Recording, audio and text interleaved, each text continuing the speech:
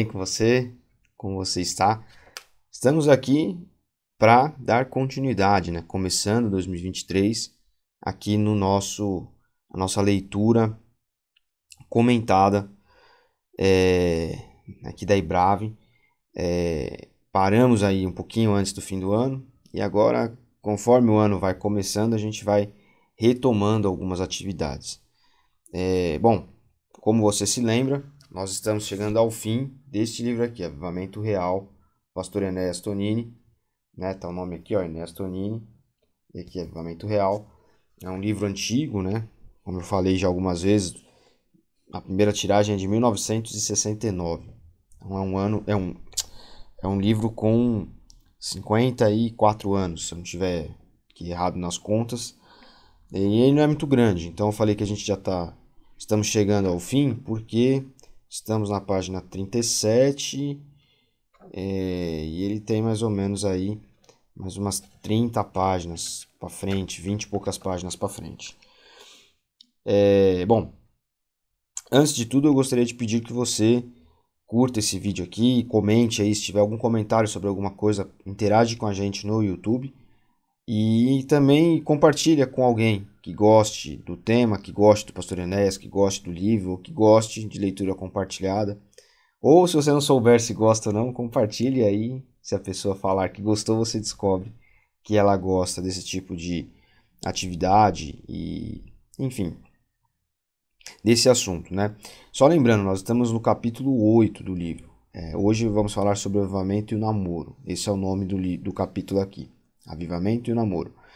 Mas nós já passamos por outros temas, como o avivamento e os negócios, o avivamento e as finanças, né, e fala sobre questão de dízimo, né, cristão que é dizimista, que não é, o avivamento na igreja, o avivamento, vamos ver aqui mais um para exemplificar para você, o avivamento no lar, enfim.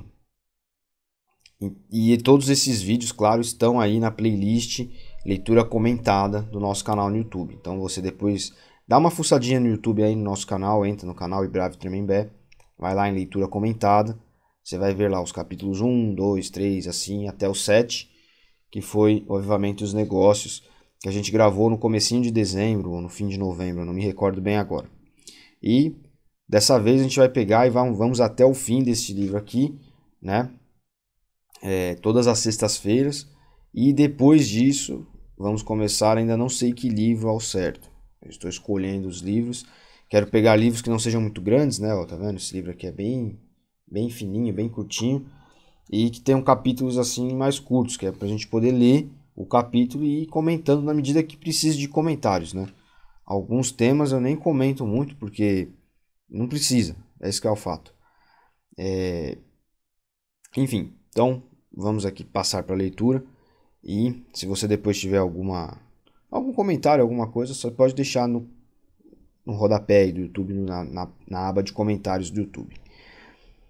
Ele começa colocando a leitura, né, do capítulo bíblica, que é sempre Apocalipse 1, do 9 ao 20.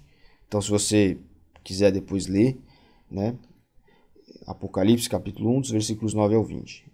Ponto 2, ao ponto de partida, Jesus vive presente, ele coloca.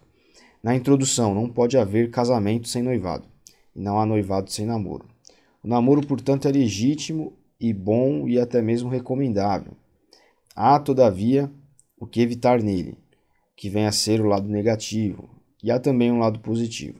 Requer, portanto, uma discussão dos fatos, serena e construtiva, e é o que pretendemos fazer. O assunto central. Ponto 1. O que é o namoro? Aos olhos de um rapaz normal, os olhos de um rapaz normal estão sempre a vagar, procurando a moça de seus sonhos. E os de uma moça procuram seu príncipe encantado. Chama-se isto a fase da descoberta. Dos olhares passam a uma rápida aproximação, uma conversinha, a um encontro intencional. Deste ponto, ou o rapaz está bem intencionado e toma o rumo da casa da jovem, ou não está com bons propósitos e namora na rua. Namoro é princípio de casamento e deve ser com santos propósitos, com amor e respeito, sem abuso nem escândalo. é uma fase de conhecimentos dos dois corações, que pode ou não levar ao casamento. Ponto 2. Namoro entre descrentes. Há, sem dúvida, honrosas exceções, mas, via de regra, é pura carnalidade, aproveitamento sensual e nada mais. Conheci um moço que dizia: há moças casadoiras. A impressão não está legal nesse ponto aqui, por isso que eu estou casadoiras. Há moças casadoiras e aproveitáveis, e ele vivia entre as aproveitáveis. Daí vermos os casaizinhos de namorados de mão dadas, abraçados pelas ruas e até com mais sérias consequências. Ora, esse não deve ser o namoro para o crente. Ponto 3. O namoro entre os crentes. Temos que convir que há crentes e crentes. Nem todo o que diz Senhor, Senhor entrará no reino dos céus. Há muito lobo vestido de ovelha. E em matéria de namoro, então, nossas igrejas estão cheias de erros. Há namoros levianos. Ora, o namoro é legítimo dentro do exposto no primeiro parágrafo. Isto é, fase de conhecimento de dois corações. Muitos moços, entretanto, têm uma namorada em cada canto e ainda fazem praça disso. Acho que praça deve ser zombaria. O livro é antigo, né? Como eu falei, tem mais de 50 anos. Então tem palavras aqui, contextos, etc. que, enfim, são muito, muito antigos, né? Então às vezes fica até ruim da gente ler e falar, porque não casa bem com o que a gente fala hoje em dia, né? É uma linguagem mais arcaica, né? Isso revela a falta de personalidade e até mesmo de caráter. O namoro pode revelar que a moça não serve para o rapaz ou vice-versa. Então acaba-se um e começa-se outro, sempre com o alto propósito de namorar para casar. Há também namoros sem finalidade, apenas para enganar ou iludir a moça, apenas para segurar-lhe a mão e até mesmo para filar um almoço, para filar um almoço na casa da que deveria ser a sogra. Como a abobreira de Jonas, numa noite nasce e num dia morre. Aqui está falando do exemplo de Jonas, né? E justo que um crente em Jesus tenha tal procedimento, Jesus está vivo e presente e nos vê. Há também namoros prematuros, isto é, crianças namorando. Compete aos pais impedirem tais casos. O amor tem como a flor o tempo certo para desabrochar. Em Cânticos dos Cânticos se diz para despertá-lo até que queira. Ponto 4. Há namoros mistos, isto é, de um crente e um não crente, né? Isso é perigosíssimo, é contra a Bíblia, é brincar com fogo. Do simples namoro pode vir a amizade depois do casamento, em que um dos cônjuges se mete num jugo desigual com incrédulos e arrastará até a morte um peso insuportável. Como eu falei, né, esse livro aqui é de uma outra época. Há os namoros escandalosos, de agarramentos, abraços, beijos, às vezes na porta da igreja, de mão dadas durante o culto, conversinhas e insinuações. É um bom figurino para o crente? Né, é uma questão que ele está colocando aqui. Há finalmente o namoro absorvente, que leva os jovens a abandonarem os estudos, cortarem as carreiras e sepultarem o futuro. E aqui, o capítulo, parágrafo 4, né? Ele está dividindo por parágrafos e esses pontos que eu li estão dentro do parágrafo 3.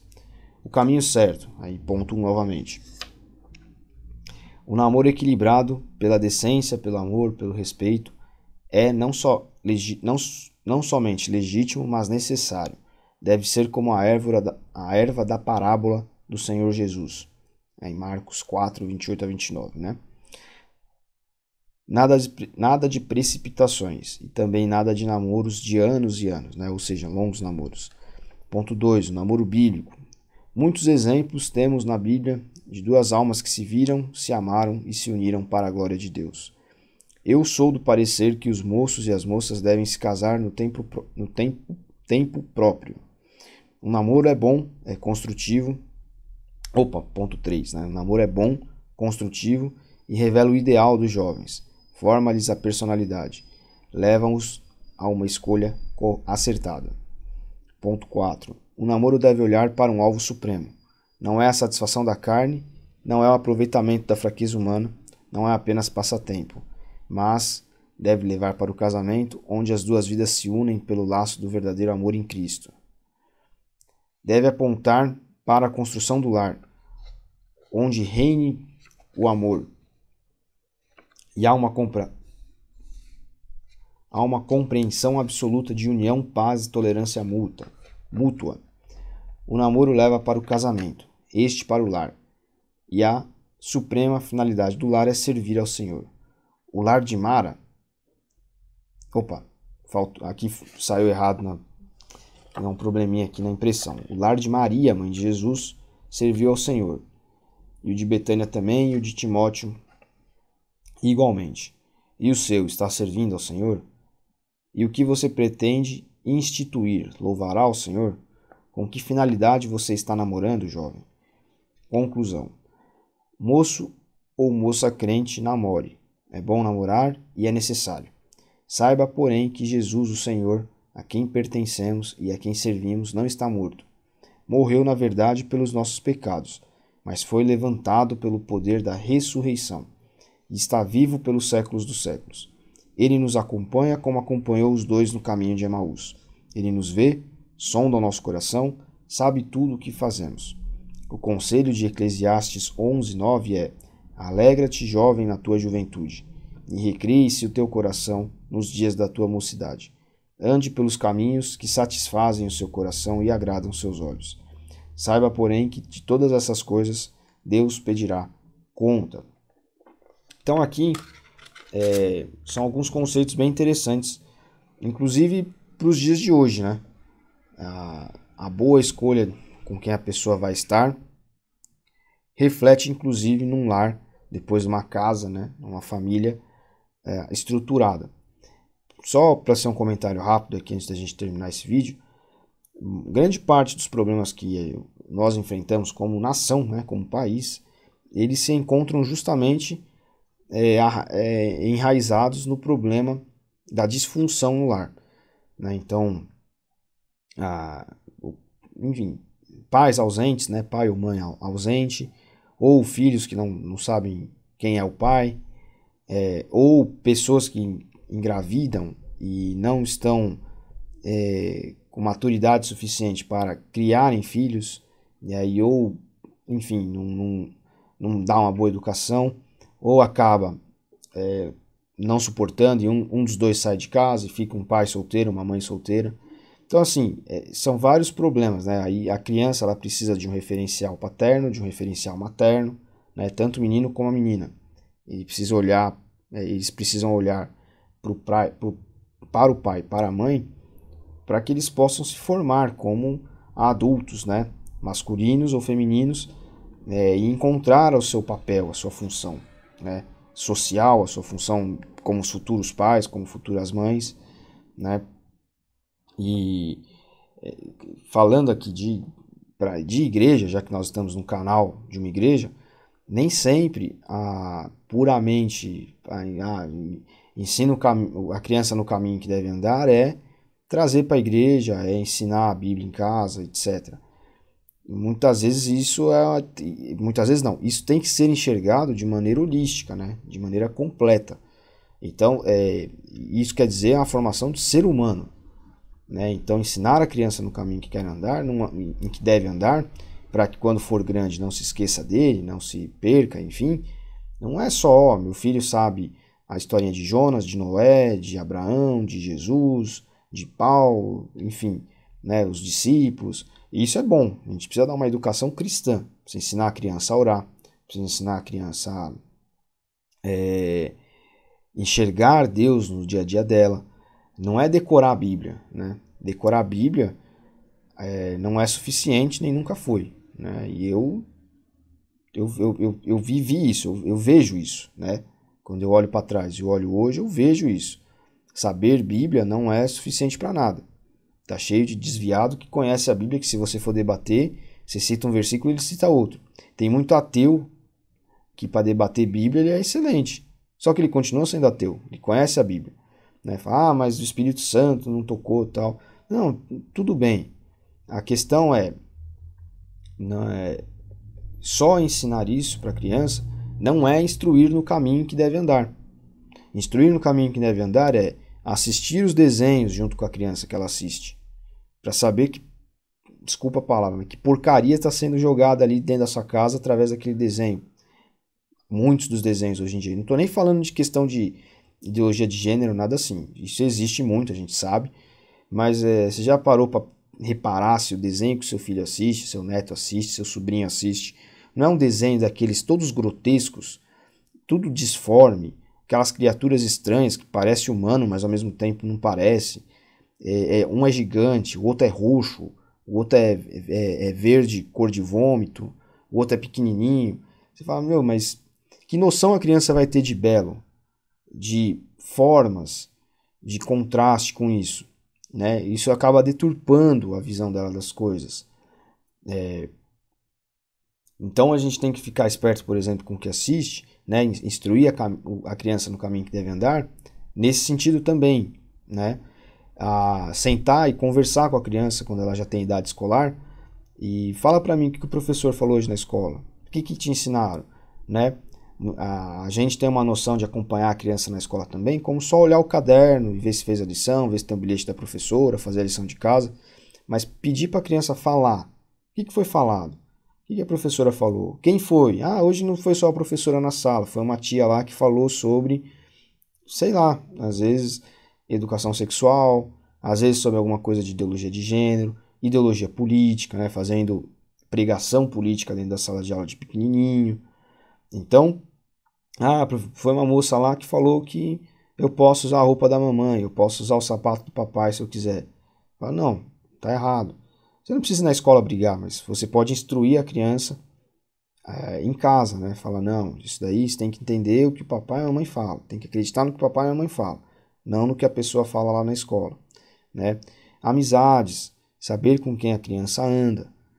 Então, tudo isso às vezes nasce, né, esse cuidado, por exemplo, com os filhos, ele só vai ser bem feito quando um casal que pensa da mesma forma se junta, se une. Né? Isso começa no namoro. Então, colocar os pontos de vista, o que você pensa, sua visão de mundo, sua ideologia política, tudo para a pessoa. Né? A responsabilidade, né? Se acontecer alguma coisa, se a pessoa será uma pessoa presente, né? Tanto namorando como casado, etc. Então, eu estou falando tudo isso só para trazer uma ideia para você de como a nossa sociedade, as pessoas falam, a família está sendo destruída. E pensa logo assim, em algo que uma ONG está fazendo, um governo, uma novela. Isso tudo é verdade, isso tudo também destrói a família. Mas as famílias estão sendo destruídas porque os jovens eles estão sem a noção de encontrarem-se, né, em si mesmos. Saber quem são e o que querem, né? Porque acaba se juntando para namorar, etc. Muitas vezes em relações assim não pensadas, irresponsáveis, né? Lembrei a palavra irresponsáveis. E existem causas para isso que não são só a depravação do mundo. Isso tem também esse elemento, mas a gente precisa trabalhar no porquê, né? Por que um cara quer pegar todas as meninas? Por que uma menina não consegue ficar sem um namorado? Se ela não estiver sem namorado, ela, né, ou fica se mostrando na internet, mostrando o corpo, enfim. Ou só fica na internet, não sai do celular, transforma ali a rede social numa caixinha de uma outra vida, né? De uma vida ilusória. Né? Existem questões por trás disso. E muitas vezes, quando elas não são trabalhadas, aí sim acontece uma gravidez indesejada, que gera um casamento que não era para acontecer, e aí um dos dois vai embora, aí uma criança cresce com um lar desestruturado no sentido de vai ser criado só pelo pai, só pela mãe, né? Não que todos os lares, né? Acho que você entende o que eu estou querendo dizer, não é que toda a situação é assim. Né? Todos os casos são assim, existem exceções. Mas quando a gente coloca na cabeça das pessoas que o namoro ele tem um peso de responsabilidade e de se pensar, né, lá na frente, no futuro, nós atuamos de maneira paliativa, de certa forma, para todos esses problemas que nós enxergamos aí na sociedade, né? Por isso que o namoro cristão, né, dito namoro cristão, não em questão assim, de sexo antes do casamento, de precisar noivar, casar e tal, não nesse sentido, isso também, mas no sentido de, olha, você precisa casar e ter uma família, e ter filhos, e criar esses filhos dentro de um sistema de valores, etc. Por isso que isso é tão importante, porque isso mantém primeiro, toda a família unida, né? Não é uma garantia de sucesso para nada, porque pessoas são falhas, elas vão errar, vão haver problemas familiares, né?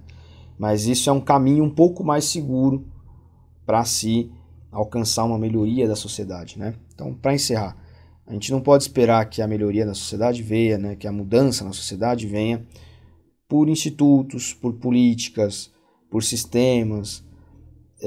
É um trabalho de formiguinha, é um trabalho de incutir cristianismo nas pessoas e valores, né? Valores e que as pessoas vão entendendo aos poucos, vão adotando, né? Esse esquema, digamos assim, de vida, essa base de vida. E isso aí, um pouquinho aqui, um pouquinho ali, um pouquinho acolá, e isso constrói um país melhor.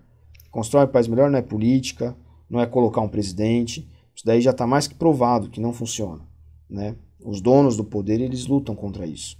Agora, se nós fizermos um trabalho de formiguinha, né, de cristianização da sociedade, aí sim, cristianização genuína, né? Não é a gente querer que o governo ou que a escola não fale sobre ideologia de gênero ou pena de morte para estuprador e ver a criança rebolando no TikTok ou dançando funk, pagode, axé, rebolando com a roupinha curtinha. Assim, a gente luta contra